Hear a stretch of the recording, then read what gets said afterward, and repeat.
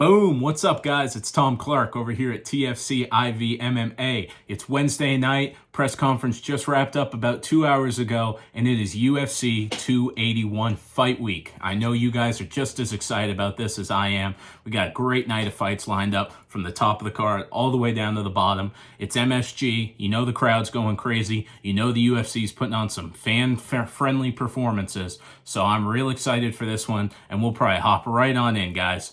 We start off with one of the city kickboxing guys, one of Izzy's teammates, Carlos Ulberg, starting it off versus, I'm probably going to mess this one up, I'm not the best with the names, Nikolai Nugurmanow. Very good fighter. Nugurmanow's coming off 2 straight wins, but Ulberg had a very impressive knockout his last time out.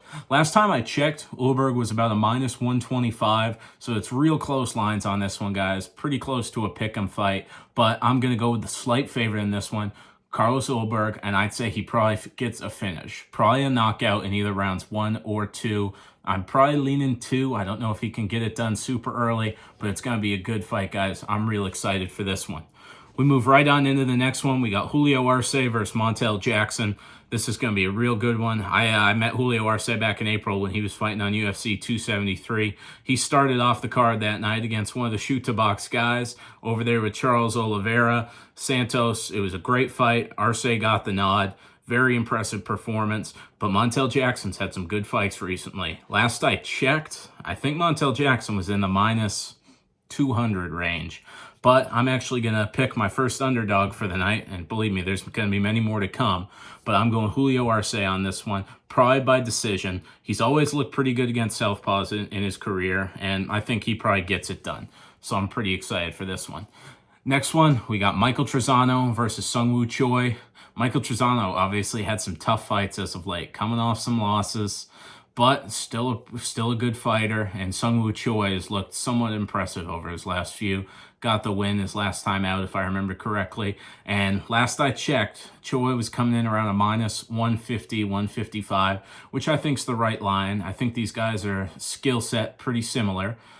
Not skill set, but skill-wise, both good fighters. But I'm actually going to go with the favorite again on this one. I'm going to go Sungwoo Choi, probably by decision. Don't hold me to it, but probably by decision if I had to guess. Here's another one. I know you guys are going to get on me, Tom. You need to get better with these names. And this girl's been in the UFC forever. How can't you pronounce it right at this point? But this one I always struggle with.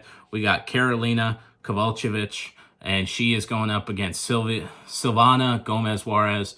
Going to be a pretty good fight. This one is a pick'em fight. Both girls in minus. Juarez is coming in about a minus 105. And Carolina's coming in about a minus 115. So this is going to be a good one. And overall, I'm probably going to go with Carolina. Just more experience in the UFC. And I'm just taking her on this one, guys. And the next one, where we really get into some fireworks, I'm real excited for this one. Matt Frevola always puts on a show. Otman Azaitar and him were supposed to fight before. Fight got put off. Frivola's ready. I was listening to this week's Anakin Florian podcast. Frevola was on there. He's ready. I think he probably gets the win. Last I checked, he was a minus 145, minus 150, depending on your books. And I think that's good money for him.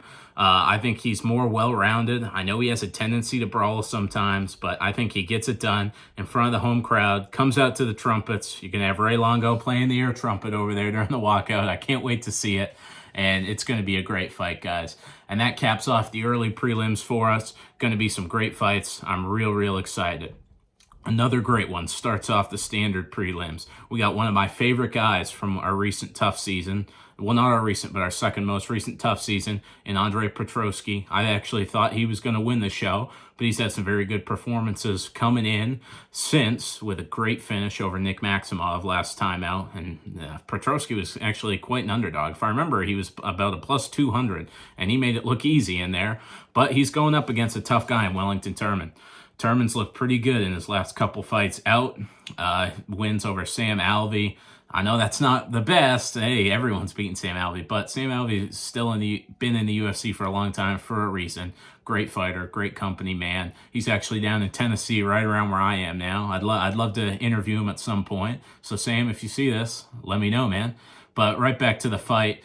Turman, Petroski, both great grapplers. Going to be a real good fight. Turman, obviously training over there with Teixeira. Dominic Reyes, and Alex Pereira. Going to be a real great fight on this one, but I'm going to lean Andre Petroski, possibly by submission, maybe by decision. Petroski's such a talented guy, obviously has had struggles with his cardio in the past, but I think he gets it done on this one. And then we go into a big fan favorite of the night, Molly McCann, Erin Blanchfield. Erin Blanchfield, I am really high on Erin Blanchfield personally. I've been really high on Miranda Maverick since she came into the UFC, and Erin Blanchfield put on a great performance against her. But on the other side, we have Molly McCann, the queen of the spinning elbow as of late, put on some awesome performances in that London O2 crowd. So it's going to be a good fight. Obviously, Blanchfield's coming in around a 4-1 favorite, and with the grappling, I understand why. Blanchfield's a very good grappler, as we all know. There is a high chance she comes out here and either subs or controls Molly McCann for the whole fight. But there's also the chance Molly McCann could get her out on the feet. Well, I don't know. I love Molly, and as much of a fan favorite she is, I'm going to go with Blanchfield on this one. Personally, I know it's a steep favorite, so I wouldn't bet on it, only because Blanchfield is young, little inexperienced. I wouldn't toss the money on it, and with how big of a favorite she is, but I think she gets the job done in this fight. Then another one. I know we got the people's main event in Dustin Poirier and Michael Chandler. If there's a people's main event on the prelims, it's this next one coming up. Ryan Spann, Dominic Reyes, two guys with absolute dynamite in their hands. And another thing with Spann, he's got an amazing guillotine. Great fighter overall. He's coming off a win off Jan Cutelaba. Lost Anthony Smith before that, pretty early in the fight, but had an impressive performance against Cutelaba last time out. Obviously, Dominic Reyes, so talented, such a hard hitter, but had 2 losses to very elite competition, 2 brutal knockout losses. So I think the time off hopefully has served him well, helped him recover a little bit. The brutal knockout by Blachowicz, and then that spinning elbow from hell by Yuri. But those are 2 of the top guys. Personally, I think how close Dominic Reyes came to gold with the John Jones fight. Very close fight, almost dethroned John. As much as I like Dominic Reyes, I think it got to his head a little bit. After that John fight, he probably saw himself as invincible. I just went up against the greatest of all time and almost beat him. In my mind, I beat him. That's what Dominic was thinking. He thought he easily won that fight. So what's Blachowicz going to do to me? Blachowicz knocked him out bad. He did stun Prohaska several times in that fight, but Yuri hit him with that elbow, and Dom went night-night. So this is going to be a real good one. 2 heavy-handed guys. But personally, I'm going Ryan Spann on this one. I know he's an underdog. Last I checked, Reyes was coming in about a -200. Spann was coming in about a +185. And I think that's great value for a guy like Ryan Spann. He's looked pretty good. He's got that pop that Dominic Reyes has, but I don't know how confident I am in Dominic Reyes' chin at this point. I know it was 2 guys with real heavy hands, 2 of the best power strikers at 205 that put him out. But Ryan Spann's got that pop too. I don't know to the same level as no punch Ryan Spann throws is going to be as hard as that spinning elbow from Yuri, but he's going to come damn close. Ryan Spann puts a lot of power in those punches, and I think Ryan Spann gets it done. I think the fight is a finish. Probably, I don't know if he could slip in a guillotine or if he gets it done on the feet, but going to be a great fight. And then we go to the main event of the prelims, the headliner. We got Brad Riddell and Renato Moicano. Another real close fight on the odds makers. Pretty close to a pick'em. Last I checked, Moicano was about a -125. Riddell coming at a +105 or so. Renato Moicano coming off a very, very tough fight against RDA. I personally wanted that fight stopped because Moicano was taking way more of a beating than he needed to. Came into that fight on short notice. Showed so much heart in that. And before that, had a very impressive performance against Alex Hernandez. So I'm torn on this fight. It's very close. Brad Riddell is a great fighter. He's just had a kind of string of tough luck. Jalen Turner is one of those boogeymen in that 155 division. And Brad Riddell fell to the hands of him pretty early. Jalen Turner stunned him with that punch, submitted him in the first round, and then obviously Rafael Fiziev knocked him out with that spinning heel kick. So Brad Riddell's had a tough string of luck. Moicano showed a lot of heart in his last fight out on short notice, But I'm going Moicano on this one. He's a slight favorite, and I would agree with that line. He has a few more ways to win, in my opinion, so I think he gets it done. And now we go into the main card, guys. Gonna be good. I can't wait for it. Started off with another city kickboxing guy, Dan Hooker, Claudio Puelles. Gonna be, guys, I'm pumped for this one. Dan Hooker has had a real tough string of luck as of late, as we all know. But he's faced a bunch of killers. I mean, war with Dustin Poirier, which I think took some years off his career. Next time out, Michael Chandler's UFC debut. Michael Chandler with a phenomenal knockout, backflip off the top of the cage. And then after that, he gets a nice win, and then he faces Islam Makhachev, finished early. Then he goes to London, tries cutting back down to 145, which I think we can all agree, looking back, horrible decision. Gets finished pretty early in that one by Arnold Allen as well. So, very tough string of luck for Dan Hooker. He has the one win over Nasrat, but Nasrat isn't a top guy. And I think Claudio Puelles has a lot of promise on this one. Last I checked, Puelles was coming in about a plus 135. Dan Hooker about a minus 155. And this is another one where I'm taking the underdog, guys. Puelles is... yeah, he doesn't have the experience Dan Hooker does in some of these bigger fights, but he's put on some great performances as of late. This guy finds ways to lock up those legs so quick, as we saw in his last fight out against Clay Guida. So I'm taking Puelles in this one, taking the underdog, and I think he gets it done. This next fight, personally, is a tough one. Frankie Edgar has been in the UFC. I started watching about 08, 09. Frankie Edgar's been one of those guys, one of the few OGs that's still around. And this is going to be a tough goodbye for all UFC fans because Frankie Edgar, I think John Anik put it well in the press conference. Chuck Liddell was the most beloved American champion for a while until Frankie Edgar came around. The heart he showed in those wars against Gray Maynard, and he's coming off a tough stint as of late. He's had these knockouts, Chito Vera, Corey Sandhagen, both with very tough, brutal knockouts over him. But those are two top guys in the division. Gutierrez has looked really good. He's had some very impressive finishes, and I think that's why he's a 2-1 favorite in this fight, which I think the odds make sense. He's an up-and-comer. Frankie's kind of been on the decline. This is Frankie's swan song. I'm glad they're letting him do it at MSG, right near the hometown.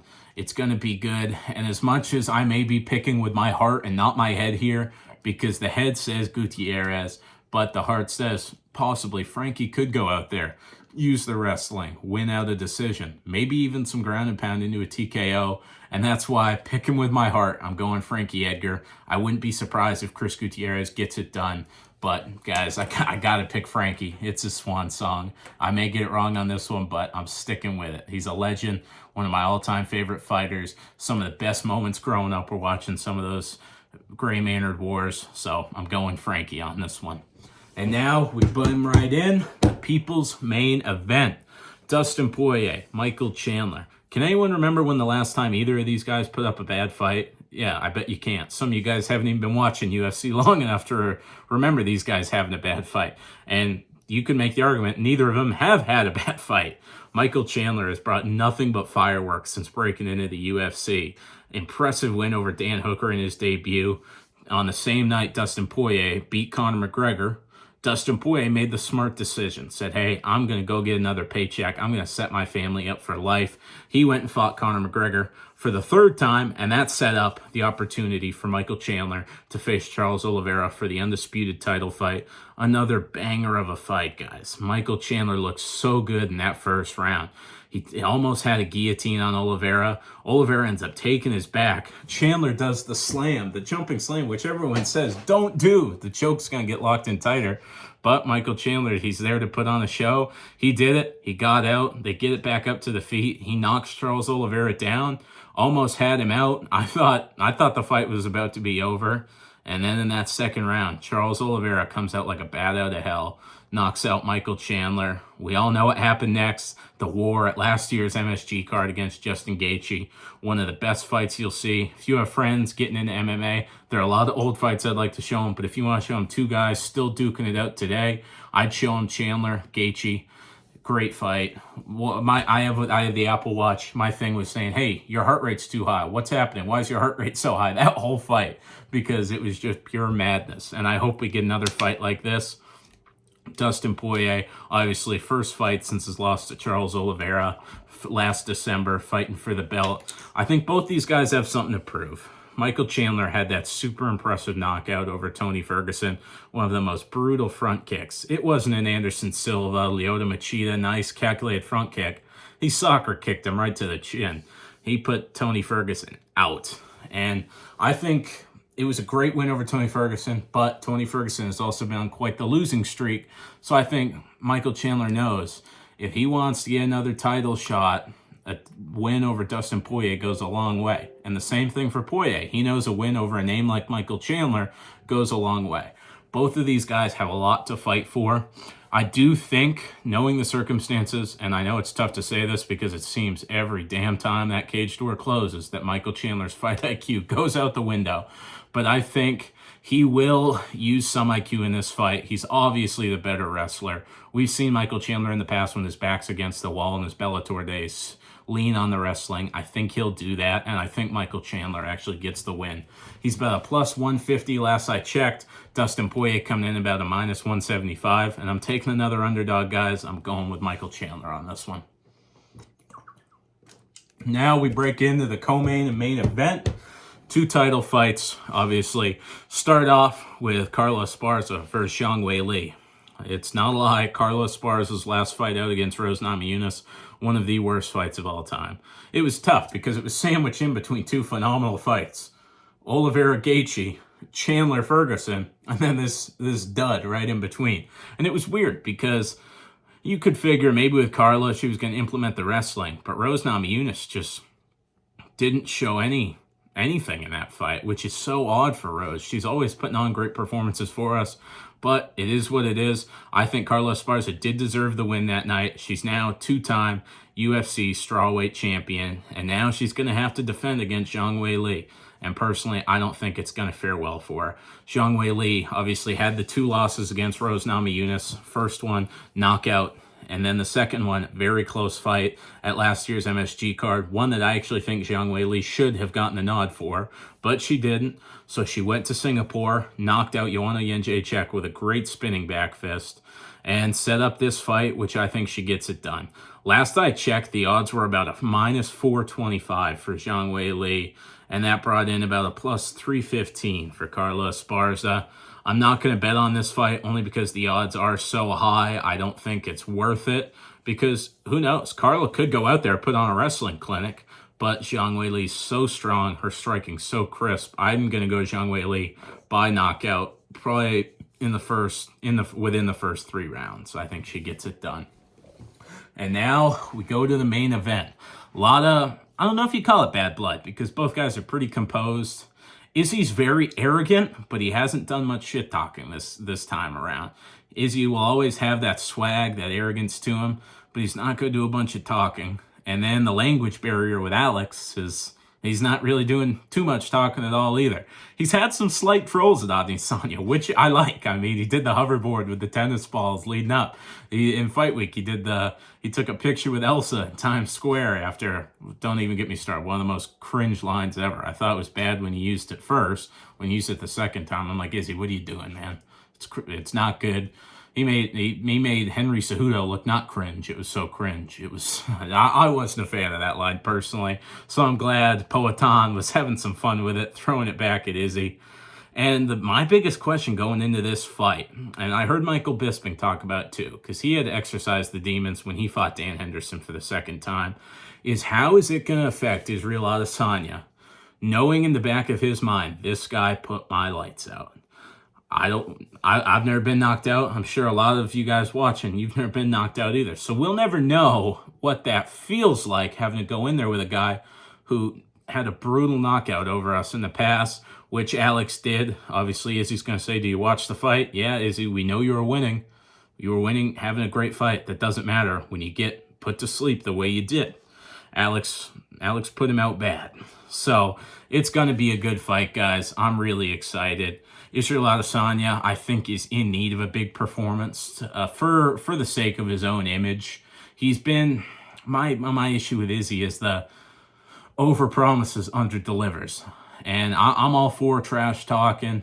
I'm a, as I've said in the past, big Conor McGregor guy. Being a kid of Irish descent, watching his come up was great. But Conor McGregor backed up what he said he would do.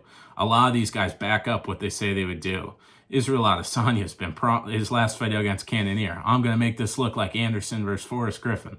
He didn't. He showed no effort into doing that.